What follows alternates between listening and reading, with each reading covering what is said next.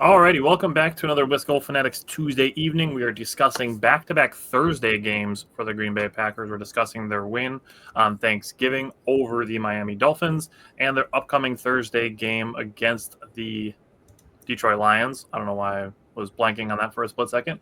But going to Detroit this week, so we're going to recap the Dolphins, preview the Lions, and let's get into it.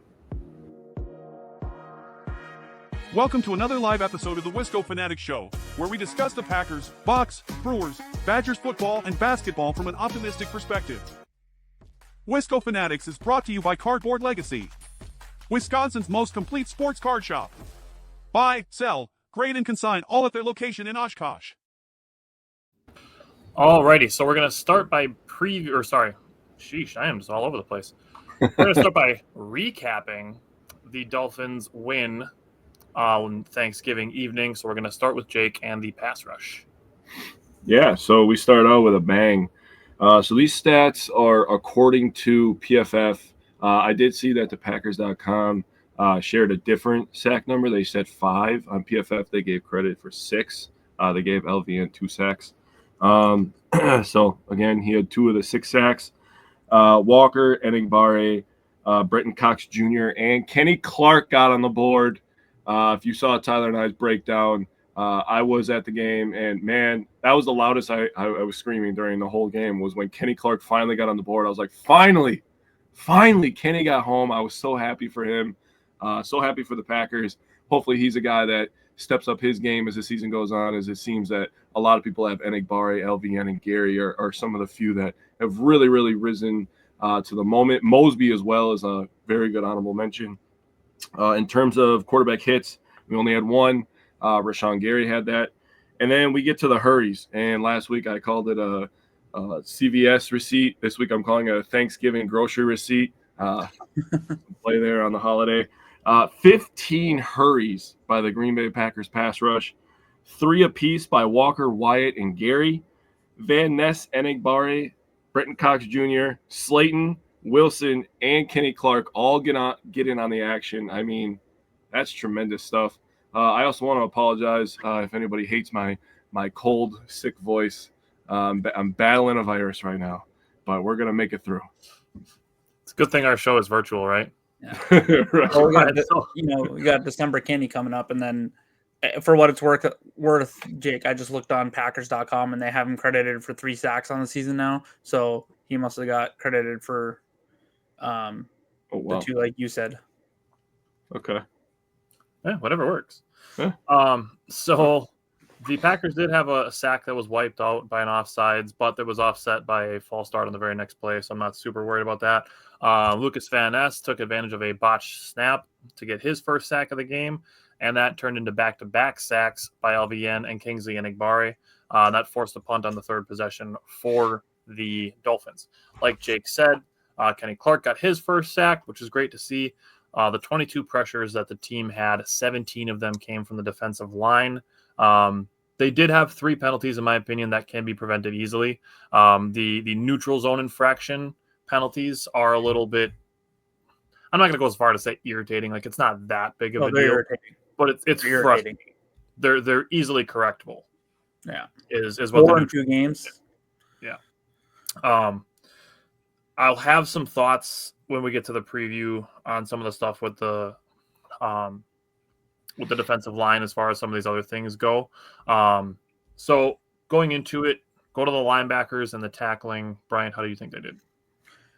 A lot of people are going to say that the linebackers had a great game. I think they had an okay game, but I'll explain here in a minute. So McDuffie had 10 tackles. He did have 6 run stops, which was huge. He forced a fumble. We didn't recover it, but he forced a fumble on the sidelines. And then, Quay Walker had the 6 tackles, but I thought he was most impressive in the pass rushing game. He produced 4 pressures and a sack. He's been very impressive in that role the last couple weeks, and I hope it continues this week. We'll need it to continue. I thought Eric Wilson didn't have a very good game. He just produced 3 tackles, pretty quiet. As a whole, the team did well overall by only having 6 missed tackles and only allowing 39 rush yards. But now, when you talk about coverage, do either of you know what was credited against the linebackers in coverage?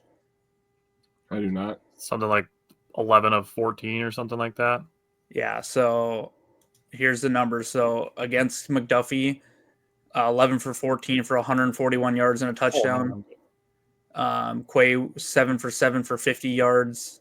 Wilson 4 for 4 for 39 yards. So as a total, the linebackers were credited against them were 22 for 25 for 230 yards and a touchdown. I do think that has a lot to do with what we were allowing them to do, though. I don't think the linebackers were that bad, but it kind of harkens back to me talking on the year that their coverage hasn't been that good either. So I feel like anything they wanted in the middle field they had, but I also think Green Bay was essentially giving that to them as well because the way the game was going. So it looks awfully bad. I don't think it was quite that bad. McDuffie had the one really good hit to break up that first down or would have been a first down where he destroyed the guy and he couldn't hold on to the pass. But overall, that's concerning is we can't really allow Detroit to do that against us. So we'll see, because I feel like Detroit's we'll get into that, but they're more efficient. But it worked against Miami this week. So people see the numbers and people are probably feeling like, holy cow, 22 for 25 for, 230 yards against the linebackers. Yes, that's what PFF credited against them. Was it that bad? No, because that's what we allowed them to do. Can I jump in on the secondary before I go to third down, Jake? Yeah, go ahead. So Tua did complete 37 out of 46 passes for 365 yards. Obviously, he had 2 touchdowns, one of them lucky, so call it what you will. Yeah. However, he had 0 big-time throws credited to him. And my main emphasis is the Packers keeping everything in front of them. That's my main takeaway. They forced Miami to try to dink and dunk their way down the field.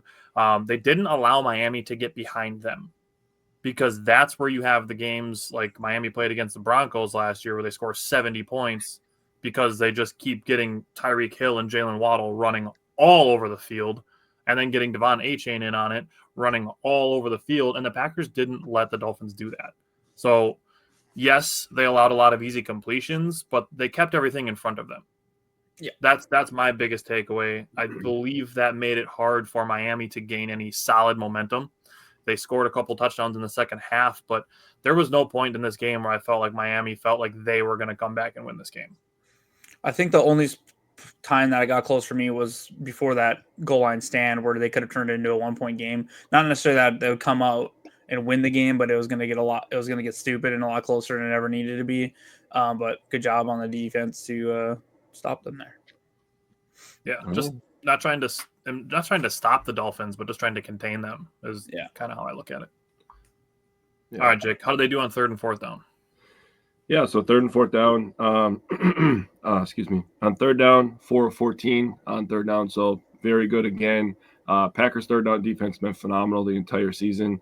They're doing a better job at forcing more long conversions than short conversions. That's something that I've noticed.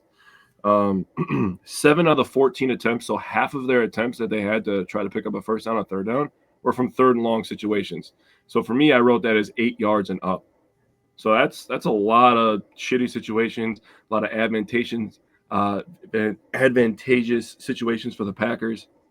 And they only got one of them, 1 for 7 on third and longs, 1 for 4 on third and mediums, and 2 for 3 on third and shorts. So you keep offenses out of that third and manageable situation, you're going to be successful as a defense. They did allow 3 for 5 on fourth down, but I not to backtrack too much, but I look at those linebacker stats as kind of empty stats.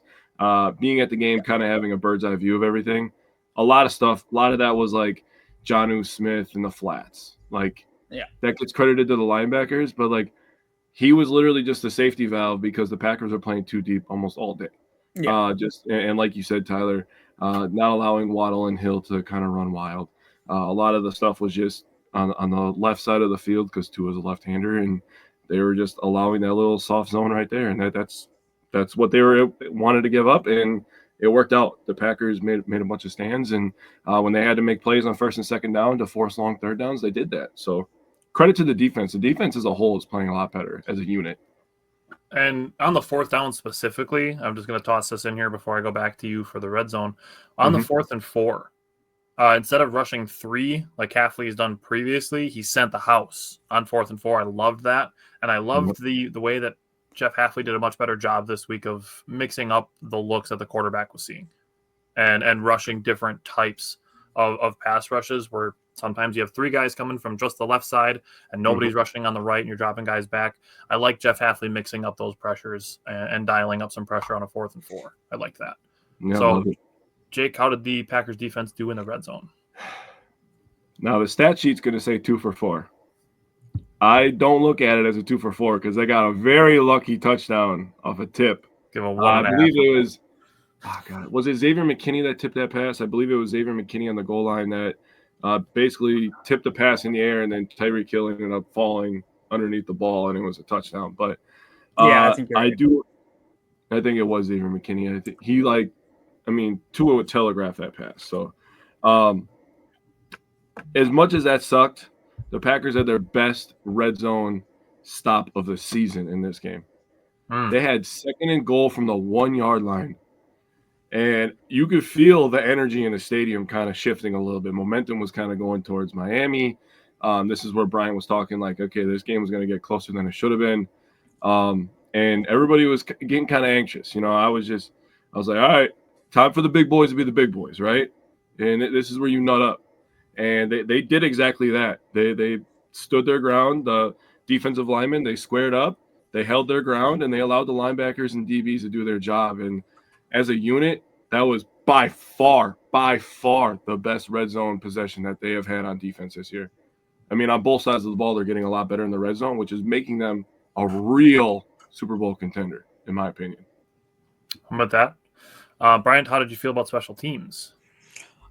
Well, I mean, obviously, I feel like that first punt where we recovered the kick, kudos to Rochelle. He was battling through some stuff. Sounds like he lost like 3 people pretty close to him. I didn't find the full story, but he lost some people. 2 childhood friends that died, yeah. Yeah, and we have to punt right away, 3 and out essentially. Punt.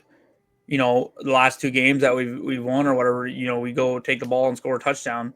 Well, after that punt and that fumble recovery, we go down, and I felt like it was just so deflating for Miami to feel like they probably felt pretty good. Probably felt like they got away with one too, because if Love has a little more time, we probably throw a touchdown on that play, or if he just makes a better throw. But they probably felt like they got away with one. We punt. What happens? They have this narrative they can't play in the wind. It's cold and wind. What first thing that happens is they muff a punt. We get it back and we score 7-0, and we never look back. So I thought it was a huge momentum turn. So good on the Packers. They've been good in getting down on punt coverage all year long. Wheeling is absolutely booming punts. So that makes a difference too. I can't imagine it's dark, it's snowing, and it's cold as hell out, and you got to try to catch that thing. That's not fun to do, especially if you don't get a lot of practice in it. And I don't care what, Miami did in Miami. There's no replicating those conditions. Yeah. So good on them for that. Also really good on McManus. I don't know how he looked pregame. Maybe Jake can touch on that a little bit, but hitting 46 yards, a 46-yarder in that weather is great. 3 for 3 on kicks. And then Wheeling, 4 punts, 3 inside the 20 and 1 for over, or 1 along a 50. And just an excellent performance again. Yeah, really can't ask for anything more. And Mixon had that big return too, right? Or was that he did. Yep. He had the big return to start the game, right? So yep. He was so close to taking that thing to the house. Dude, he was. So, I mean, really good game. But I feel so at ease with this special teams group. And, knock on wood, I know we're going into our ugly times here, but it's been a lot more calming. Like, even Matt LaFleur came out and said basically he doesn't even watch the kicks anymore. Yeah. Nice. Yeah. Credit to Rich Bisaccia, too. I mean, having that group, and this is something we had a play breakdown of a kick coverage. Kick coverage being an asset for the Packers. And shout out to Aaron Mosby for making a really good play on a kick coverage. But, I mean, got to give some credit to Rich Bisaccia for getting this group this much improved. Something really happy to see, something that's been kind of an Achilles heel over the years. Did you watch the pregame warm-up kicks, Jake? I'm going to be honest with you. I did not. Okay. I was the guy I was sitting next to actually used to be a replay ref for the NFL. Oh, so wow. I was just like, I was in a Picking his brain. Cloud 9, dude, just talking to this guy. He was telling me all these stories and stuff, and I'm like, oh, dude, this is so sick, dude. Yeah. Okay. Yeah, I was just wondering to see how he was kicking in Yeah. that cold, but he's kicked in Denver and stuff. You know what I mean? Like, and it gets cold there in the winter, so I have no concerns with. Should have given him a business card. I should. I actually did invite him on the pod. Nice.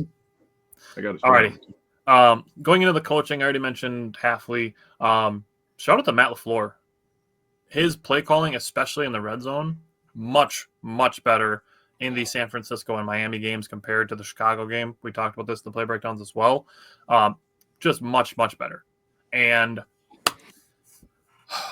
my favorite thing about the coaching of this game is the way that they managed the before halftime possession.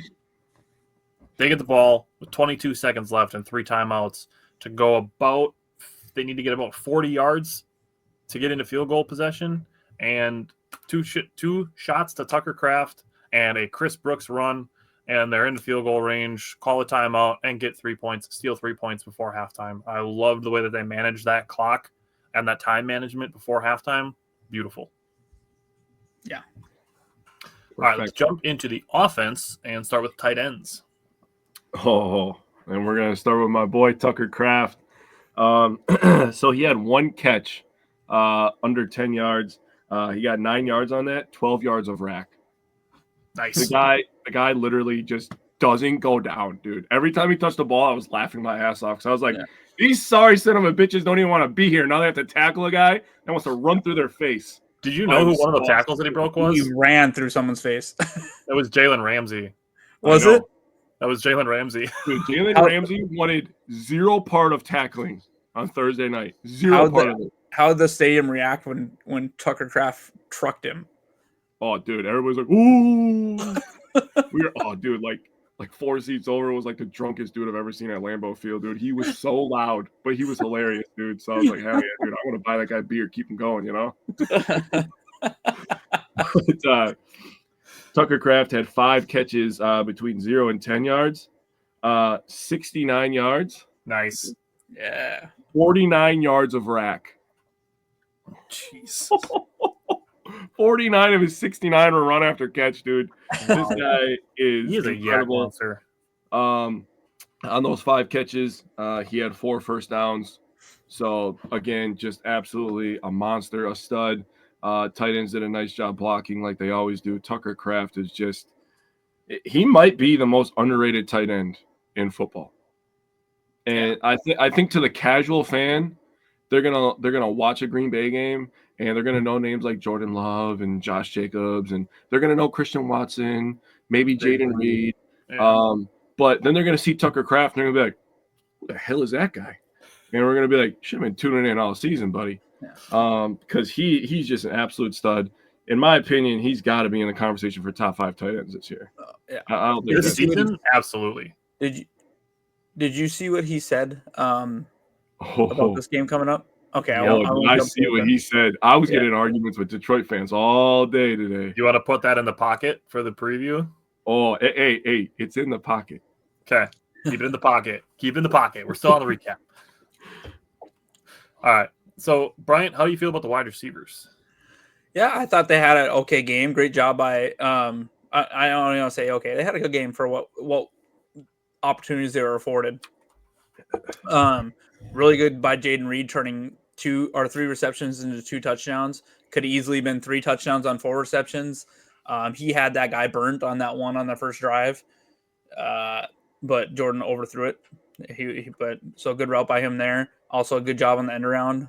Christian Watson, that throw and that pass and catch along the sidelines was just gorgeous. Like they showed the end zone angle, and you're just like, oh my god, that. And then going through the snow, it just was like, I obviously I had fun at the San Francisco game. I was a little jealous of Jake because I'm like, this is my dream is to be in the snow globe game. Yeah. We had a little bit of it, just a touch of it, but you're in that snow globe, and then you're just beating the hell out of the team you're playing. So that's your eye.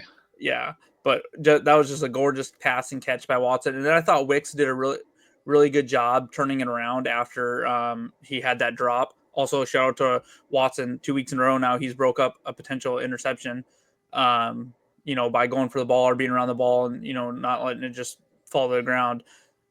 because he kind of laid out the Miami player there, bent him in half, and then but broke up the interception. So good on him. And like I said, Wicks, I thought he had I thought he was primed for a big game, but he had a big enough game where it mattered. He had like 40 yards. So only 3 of the wide receivers got involved, but overall, I thought they did a good job. Can't let the wide receiver segment go by without mentioning how great all of them are in blocking.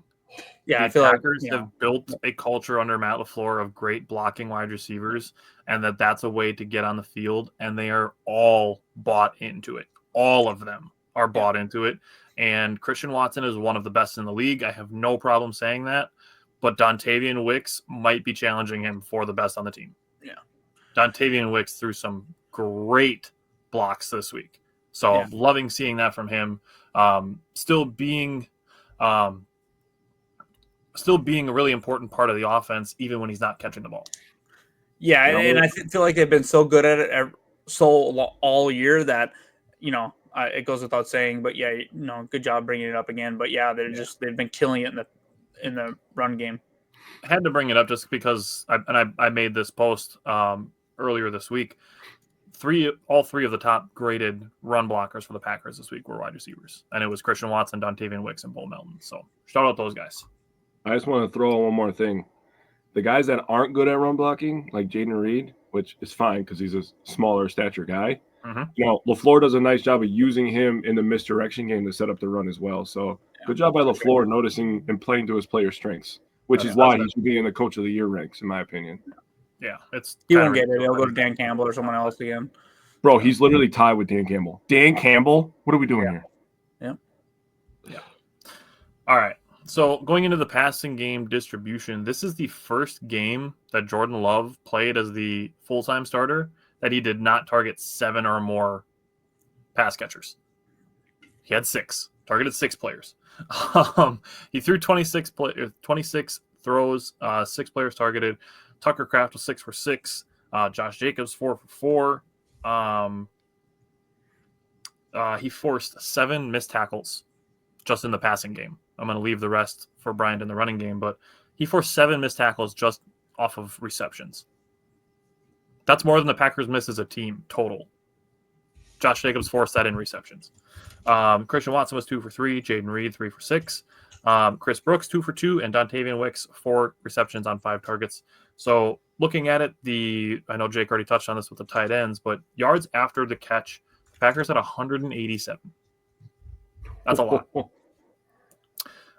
71 of them by Josh Jacobs, and then 61 by Tucker Kraft. Jordan Love was 1 for 3 on 20-plus yard throws, 1 for 2 on 10 to 19-yard throws. That's where one of the drops happened. 14 for 15 from 0 to 9, and 5 for 6 behind the line of scrimmage, and that's where another one of the drops came in. So overall, I mean, no complaints. The passing game distribution with Romeo Doubs potentially back this week, I'm positive that this number is going to go back up. So, all right, Bryant, how did you feel about the offensive line? Yeah, I thought they had a really good game in the pass pro game. Once again, Jordan Love got out of here with no sacks. But once again, it was, even if he would have taken a sack, it probably wouldn't have been on the O-line. But he had 0 this game. More recently, it's been a lot of times when Jordan Love's got sacked. It's kind of been a little bit on Jordan, as much as the offensive line. But really good job in the offensive line by pass blocking. Only one penalty that.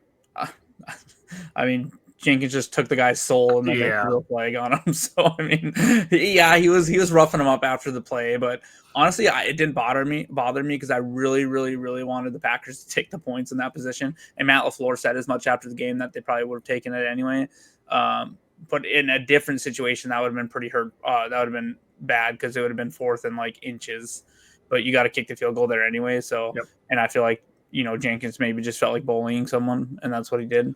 Now in the run game, the run blocking game, that I left some to be desired. They, the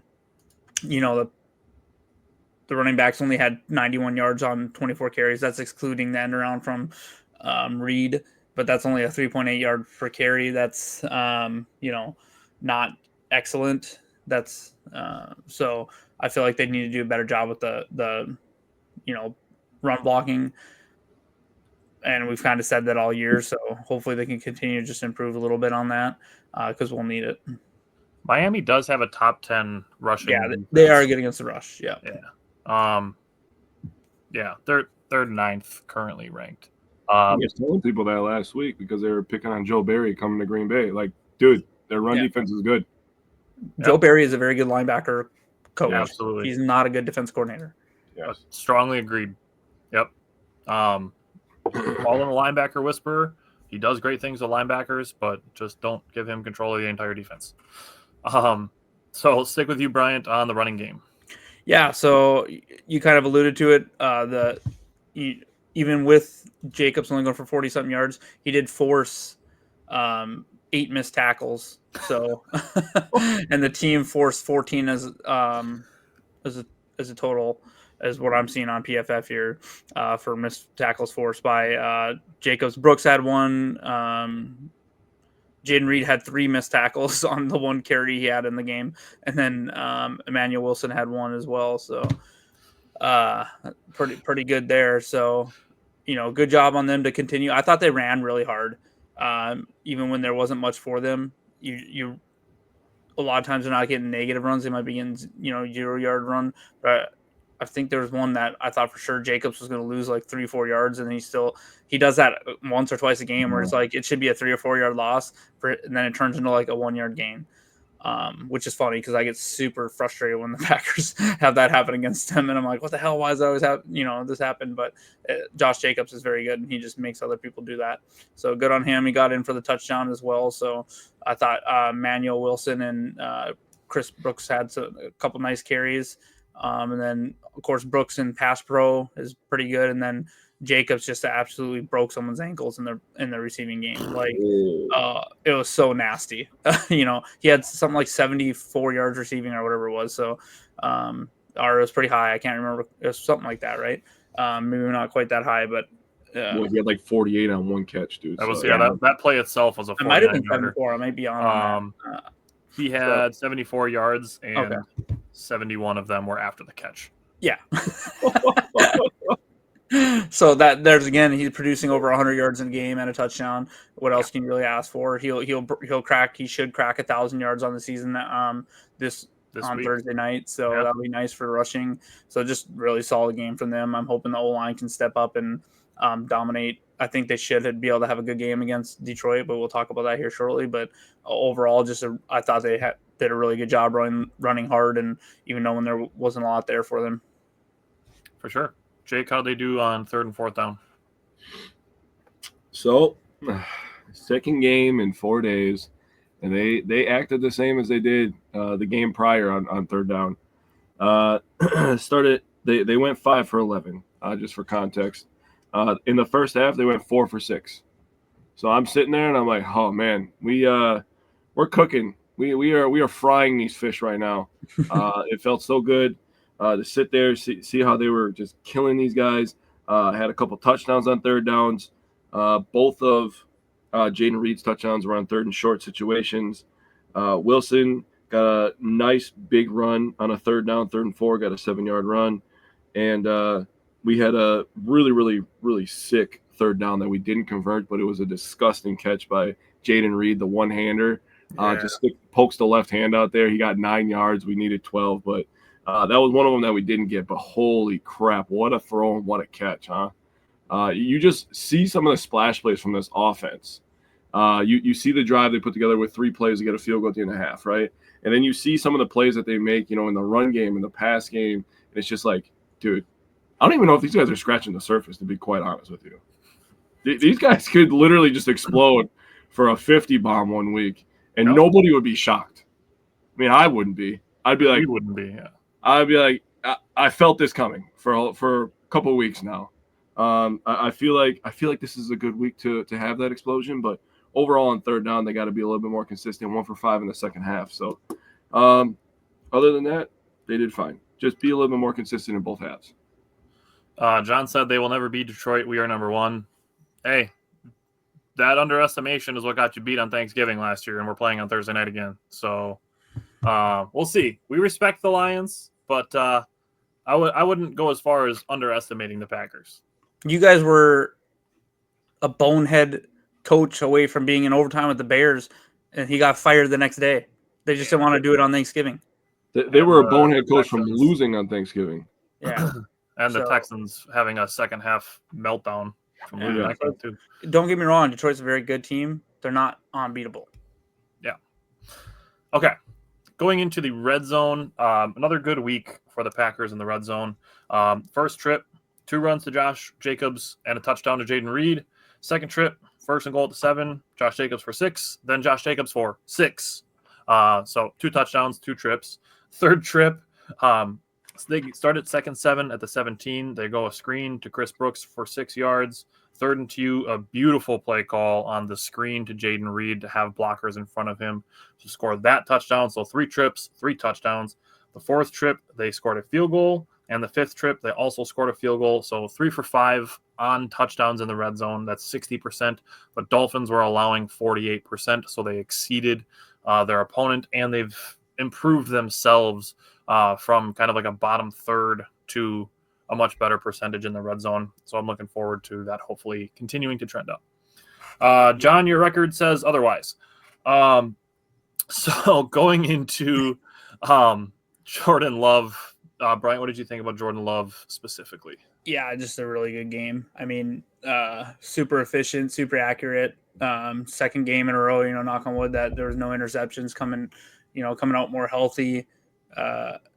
I don't think he really had any turnover-worthy balls. I know we had the one that was like, oh, it could have been a, scoop and score. There's a reason those quarterbacks throw that ball forward a yard.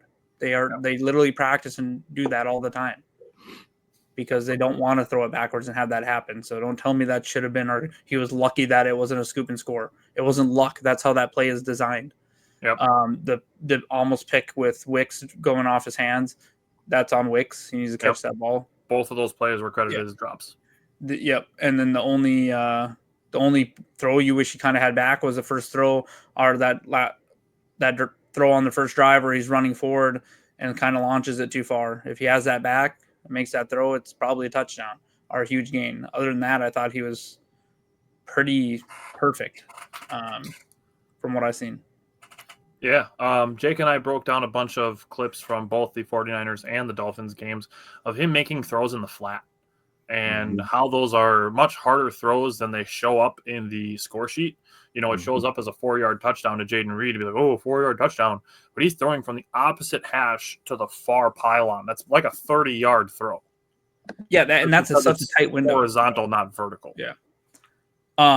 I think, and Jake mentioned it too, that one scramble play where he runs out to the right and he hits Jaden Reed, and Jaden Reed makes that one-handed catch. For one, that's just sick play. But his movement there, you can see he's healthier. And then the catch from, Reed was also sick. So absolutely. I just feel like he's definitely the healthiest he's been, aside from a really, really sloppy field in Brazil, to where he probably wasn't feeling like he could do much there. So I feel like he's really, kind of returning to last season form. So hopefully that continues. Yeah.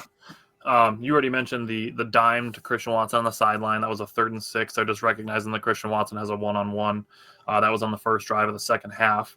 So Jordan Love finished 21 of 28, and there were 2 drops. He could have been 23 for 28. That's insane. There was some complaints about his efficiency or his completion percentage earlier in the season.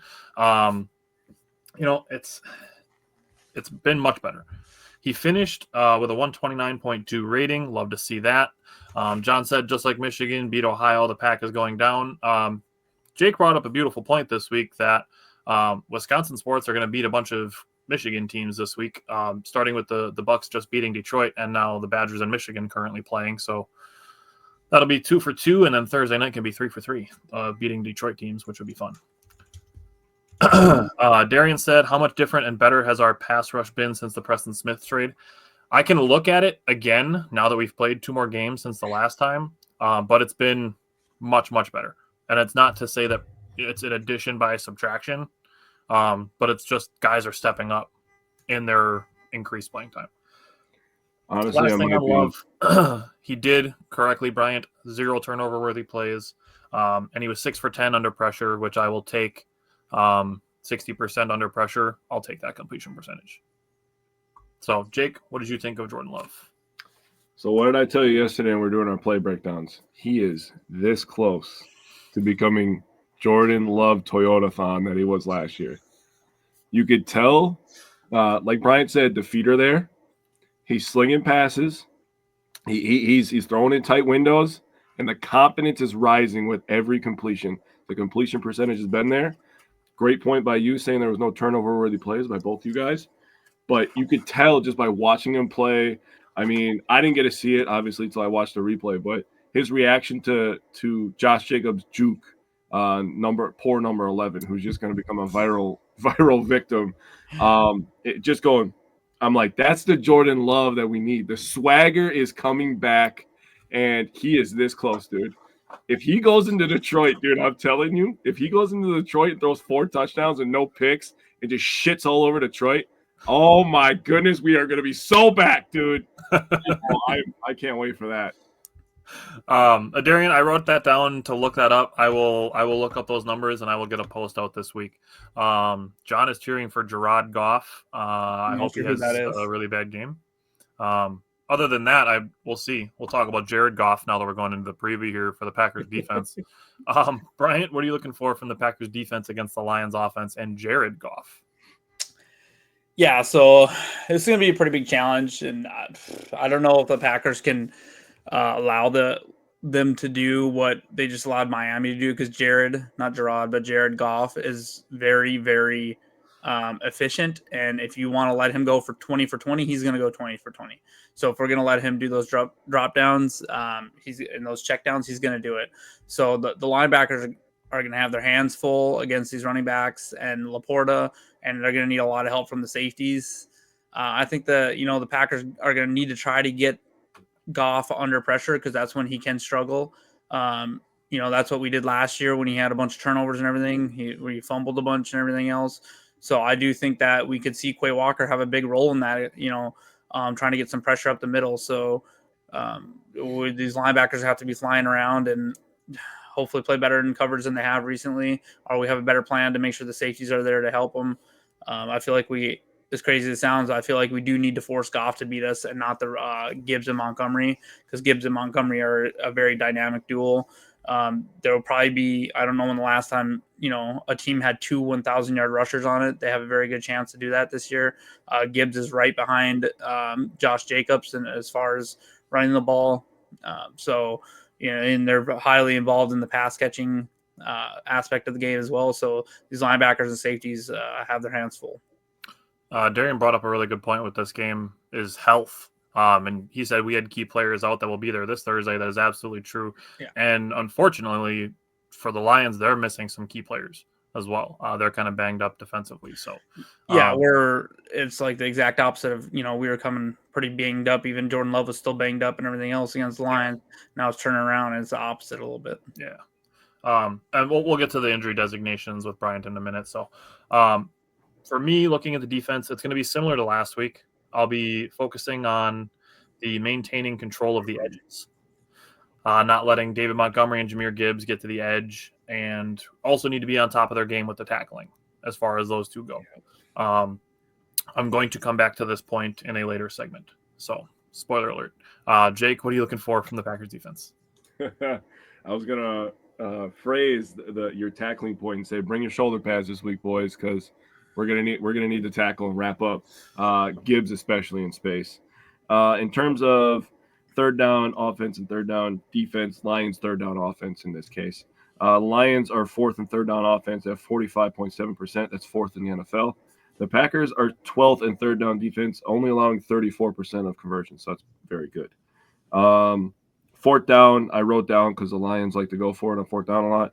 They are 10th in percentage, 64.7%. In terms of red zone, the Packers allowing 58.97%. That's getting better. The Lions actually they convert 2 out of 3 basically. They're 66%. And in terms of pass rush, the Packers average 2.7 sacks per game. That is 13th in the NFL. The last 3 weeks, they are sacking the quarterback at a clip of 3.3 per game. That is ninth in the NFL, so a top 10 pass rush the last 3 weeks. And on the road, the Packers average 3.4 sacks per game on the road, which is third in the NFL. So they up their game when they have to away from Lambeau Field. So hopefully that's the case again. If we are going to follow the blueprint for last year, the offense has to get off to a fast start, and we have to stop the run. That is how you get after Jared Goff and not allow them just to run the clock. Yep. Yeah. Going into special teams, Brian, what are you looking for from special teams? Yeah, nothing crazy. I didn't notice any crazy outliers. However, you're in a dome. Make your kicks. This is a team you cannot afford to leave any points on the table. Even if it's a 53, 54 yarder, hopefully McManus is on his game. He's been very solid so far. And then Whelan, he'll be big in helping us flip the field position, because if he can flip the field position and put them behind the six, we make them. They're good. They're a very good team. They're going to move the ball. It'd be better if we make them move it 80, 90 yards every time, that we don't turn around and score. So he'll be big there. And then, I doubt we'll have many return opportunities, and either team will have many return opportunities kicking in a dome. You know what I mean? So unless they do it on purpose. So if they want to give Nixon the ball, sure, hopefully he breaks one. He's gotten close a couple times. Now would be like one of those games that, you need a special teams touchdown or something like that to maybe pull off the upset on the road. So, maybe we can pull something off like that. But other than that, it should be pretty standard. Just protect the ball, make your kicks, and boom some punts. It's a lot of trash talk coming from a team you split with the last 2 years. Just throw that out there. You got to pay attention. Next. Okay. Going into the coaching, I talked about this on the defensive line already. My thing with the coaching is to coach out the neutral zone infraction penalties, because that is something that I believe is easily correctable. Now, the offsides, I am a little less perturbed about, because those I'm okay with occasionally when you are trying to jump snap counts. That to me is a penalty where you're trying to exert effort to make a potential game-breaking play. So I'm okay with taking 5 yards here and there if the potential is to beat an offensive line and get a sack or a run stop, or potentially a force a turnover by jumping a snap count like that. So those penalties don't bother me quite as much, but the neutral zone infractions where you're just lining up in the wrong spot, those can be easily fixed, and that's something I'd like to see coached. Yeah, there we go. Darian's got it back. All right, going to the offense. Jake, what are you looking for from the Packers offense against the Lions defense? Man, if they do not hand the ball to Josh Jacobs at least twice every drive with the amount of people that they have out, and I'm not trying to steal Brian's thunder, they're missing a lot of guys in the front seven. This is a game, and I know Josh Jacobs is a little sore, but you have to realize that you get a little mini bye after this.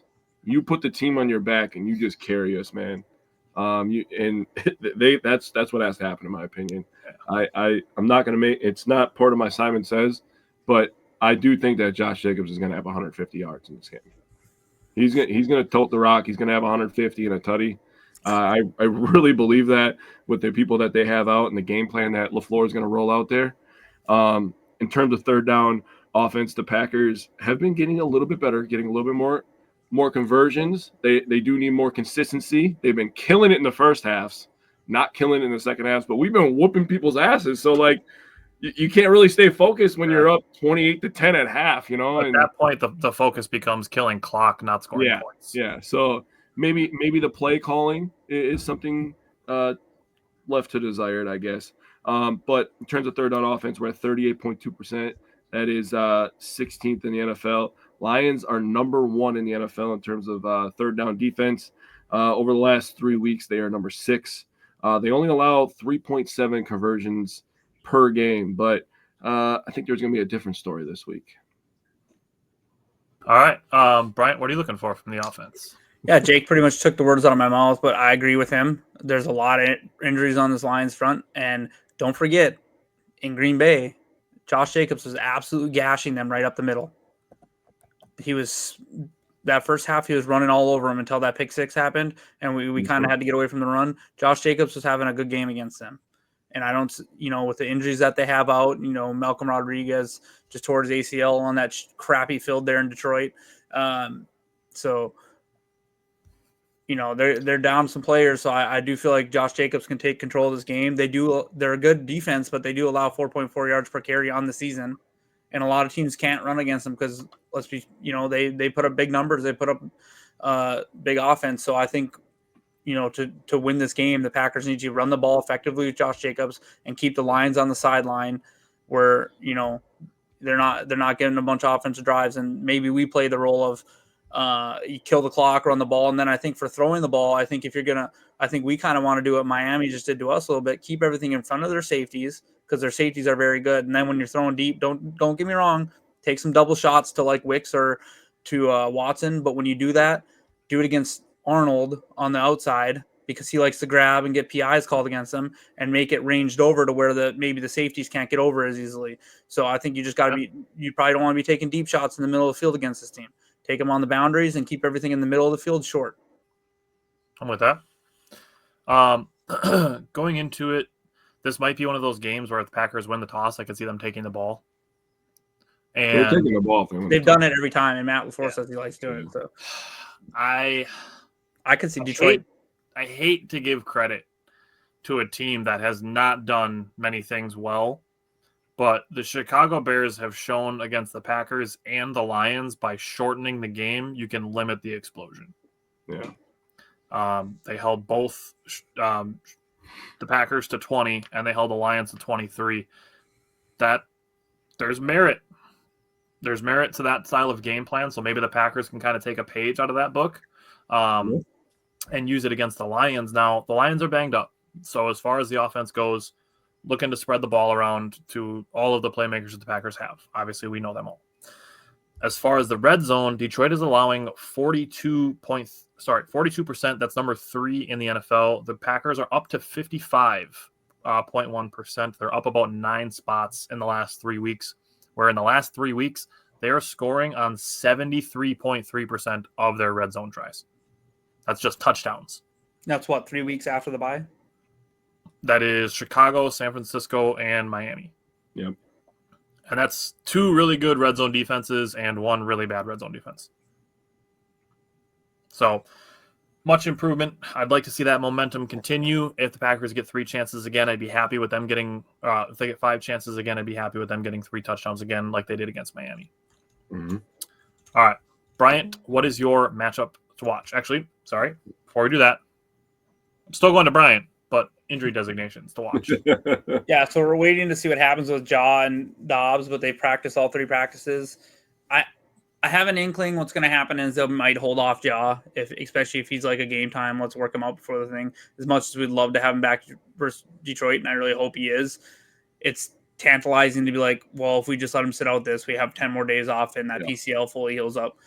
Dobbs, I know LaFleur is saying he's still in concussion protocol, but he's practiced 3 days in a row. I got to imagine he's about out of that. And, hopefully that's the case. Hopefully he's still not suffering from symptoms. I feel like if he was suffering some symptoms, he would have been down. He wouldn't have practiced again. So Elton Jenkins was on the injury report. He'll be fine.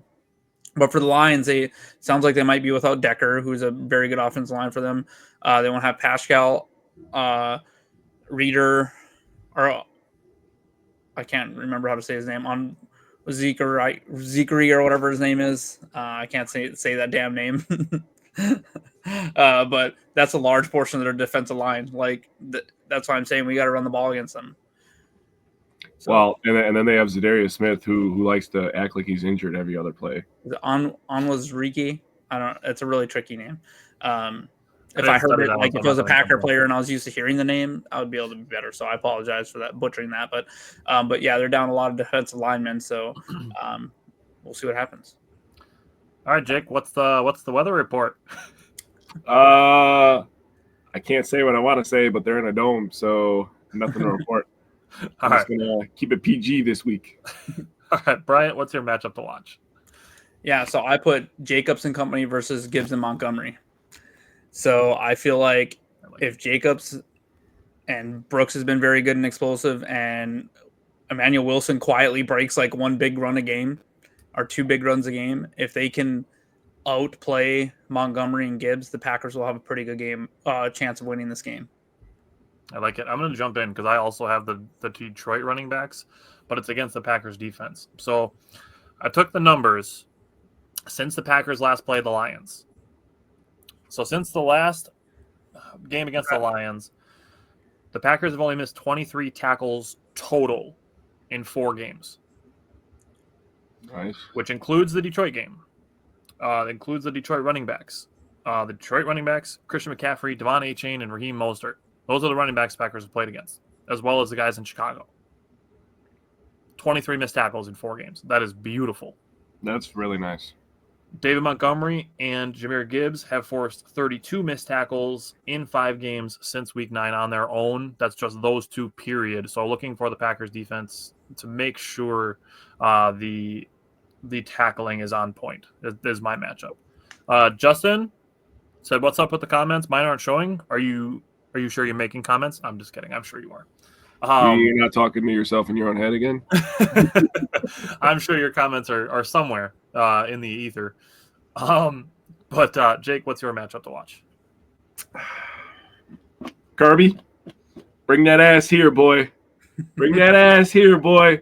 And all the Detroit fans that stick up for Kirby Joseph and think that he's not dirty, you're going to go against your old quarterback? There's literally audio of him going up to Kirby and pointing in his face and saying, "You are a dirty player. You make dirty hits. Everybody knows it." And Tucker Kraft, I'm going to tell you right now, Detroit fans, I was reading your comments today. You guys are trying to bite off more than you can handle because Tucker Kraft ain't one to play with. He dribbles people's heads off turf. Just ask the Minnesota Vikings cornerback what happened to him cut last week.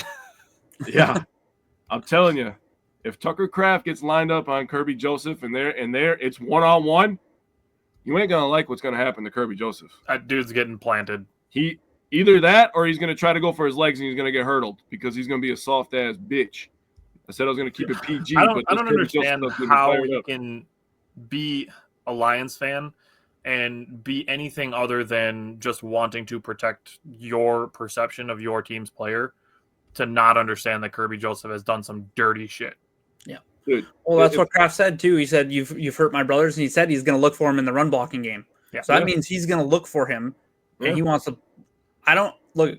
Not to jump in and steal your thing. I would be fine if Tucker Kraft took his ass, slammed him to the ground, took a 15-yard penalty, just to fire up the entire Packers team. Yeah. Because he is a dirty player, and he knows it. Their lines are dirty. Not only last time we played them, they're sitting there twisting Love's ankle on the same play where someone else. I think it was Kirby going low on somebody, but he didn't end up hurting them. They are a dirty team. Yeah, they are this close to being a dirty team. They toe the line very close, I will say. But I have some stats on Tucker Kraft. 13.3 yards per reception, 9.8 yards after catch per reception, 23.1 average every time he catches the fucking ball. Holy hell, dude. And I hope that Kirby Joseph is on the other end of that 23. That's all I got to say. Yeah. I still, ever since Kirby Joseph dove into Romeo Dobbs' ankle last year. Yep. Nope. You're done. Yep, I agree. All right. Going into X Factors. Bryant, who's your X Factor? Mine is Jordan Love. I think this is the time that he can show that he's back into form and he can go into this game, and if he can control this game, and maybe we get a lot of plays, and maybe it's mostly running, but when we throw the ball, if he can protect the ball, make very, very efficient game, like something like 22 for 29 for 210 and 2 touchdowns again or something like that. Yeah, that's not blowing the stats out of the water, but that's going into a stadium, playing where it's going to be a loud, crazy environment, and putting up good numbers and put your team in the position to win. So for me, I think he's an X factor for protecting the ball, converting on third downs, and just keeping the Packers on the field. All right, Jake, who's your X factor? My X factor is Josh Jacobs. So I have Tucker Kraft for my matchup and Josh Jacobs for my X factor because those guys are the tone setters. We are a physical football team on the offensive side. The defense is coming along. They're starting to understand, the scheme, and they're starting to play how they're supposed to play. But on offense, Tucker Kraft and Josh Jacobs get everybody going. Now, Obviously, Jordan Love has to push all the right buttons, which he has the last couple of weeks. So I love that my X Factor is playing off Bryant's X Factor. Josh Jacobs, last time he played the Lions, he had 3.51 yards after contact. Oh, I apologize. He's averaging 3.51. He had 6.15 yards after contact versus Detroit last time he played. And this time is in a dome. So there's no excuses for missing tackles. And Josh Jacobs is going to have great footing in this one.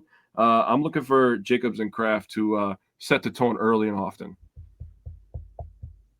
Justin said his S factor is our linebackers in the run and pass protection can't give up the running backs or the Laporta/tight ends any open space. Might have to just kind of live with that. I mean, I don't remember which one of you two brought it up with the Miami game, but just keeping stuff in front, kind of forcing them to try to dink and dunk instead of giving up the splash plays. Yeah. My X factor is Jair Alexander. I do agree that if he's, kind of 50-50 on playing or not, to hold him out because you have the mini bye. But I think we need not only his defense on the field, but I need Jair's attitude on the field. Oh, yeah. That's where he becomes my X factor. There's this perception that Jair Alexander doesn't want to play in big games, which I disagree with.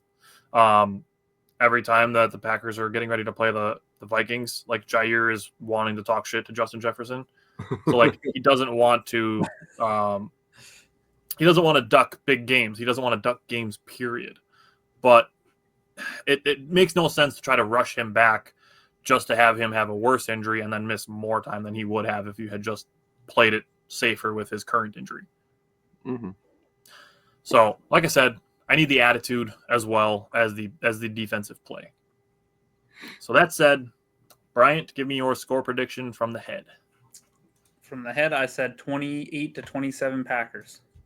Oh, close. All right. I'll be honest. From the head, I do have 27-23 Detroit. I still think the Packers need to figure out their offense a little bit. There are some catalysts here, like Rashawn Gary last year completely ruined the game for the Lions. So I'm not going to say that this is going to be the other score prediction that I have. So, Jake, what's your score prediction from the head?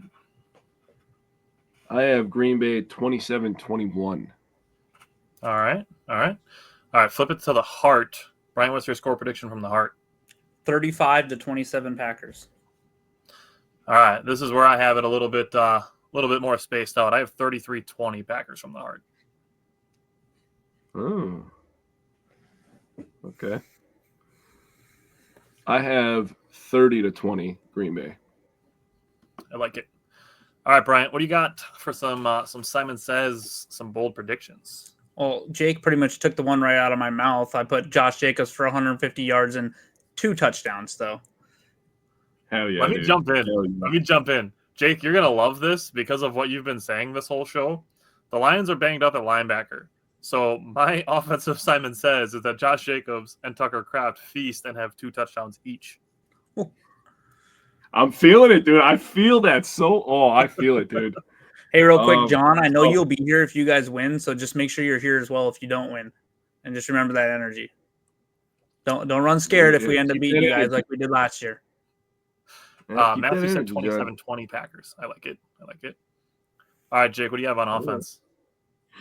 So I already said it, but Jordan Love 4 touchdowns. All right, I'm with it. Pretty plain and simple. Justin said from the head, 31-28. From the heart, 34-21. I like those. If we 34-21 these boys in Detroit, it's going to be a long night for Detroit fans. Long night. All right. Bryant, what do you got on the defensive side for Simon Says? The Packers forced 3 turnovers. I like it. All right. Mine is a pick 6 by Keyshawn Nixon. Dude, you know how close he was this last game to getting one of those? I know. If he undercuts that ball instead of sticking his hand out, he's gone. He's absolutely gone. And the speed showed up on the tape this week as well. All right, Jake, what do you got on defense? So, Detroit offense and the Detroit team in total talks a lot of shit for a team who hasn't won anything.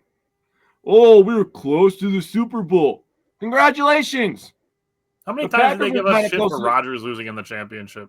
Exactly. Jameer Gibbs, dumbass, did a TikTok dance, gave away all the calls. And then Ben Johnson goes to the podium and he says, maybe we wanted him to be out there. It's pretty hard to stop us. So if we call it and you still can't stop us, then what? Cover your ears if you don't like swearing. These motherfuckers need some goddamn humble pie. And the Packers are going to give them that. They're going to give them the humble pie. They're going to hold the Detroit running backs under 100 rush yards this week. Both of them combined. Man, we're going to whoop that ass, dude. If we do that, I don't know how we lose unless we just let Goff throw all over us. Yeah, that would be the only way. But also, if they're not running the ball, that means that we're whooping them and they have to throw. Yeah. Touche. Let's not pretend like Goff can't throw some interceptions. I'm pretty sure he's tied with Jordan Love with 11 interceptions. Or is it 12 now? He's not good under pressure. I know I remember looking that up when we were doing the last preview against them about 5 weeks ago. He is not good under pressure. He had a game with 5 interceptions. I know you can say, well, that's skewed his stats. Well, guess what? Who's to say he's not going to turn around and have another game like that? He has 9 interceptions on the season. Even if he has, he has 9 on the season. Even if he has half that and throws 2.5 picks, you're talking 2 or 3 interceptions. Like that's not a possibility. So, yeah, I mean, that's what Justin said. He said Goff has 2 interceptions and a strip sack for a touchdown. That's what happened last year. That is. Justin said, Simon says Bo Melton gets a touchdown. Jacobs has 2 touchdowns on 110 plus yards. That's pretty on board with what Brian said. So I think he agrees with you on that one. Well, we appreciate you guys tuning in. John, I appreciate you even as a Lions fan tuning in for the entire Packers show. I do appreciate that. That does help us. Just to throw that out there. But again, we appreciate it. Darian, Matthew, Justin commenting on the show live as always. We will be back next Tuesday, and we'll be talking about hopefully a win. But unlike John in the comments, we do respect our opponents. So we respect the Lions. They are a good football team. This has become a much more real rivalry than it has been for the previous 20 years. Something that the Bears fan also wish was the case. But it's been much more older brother, little brother, as opposed to actual rivals like the Lions and the Packers are becoming. And the splits over the last 2 seasons really shows that. So as far as the Packers go, hopefully this season ends in another split as well. And either way, we'll be back next Tuesday talking about this game, and we will see you guys then.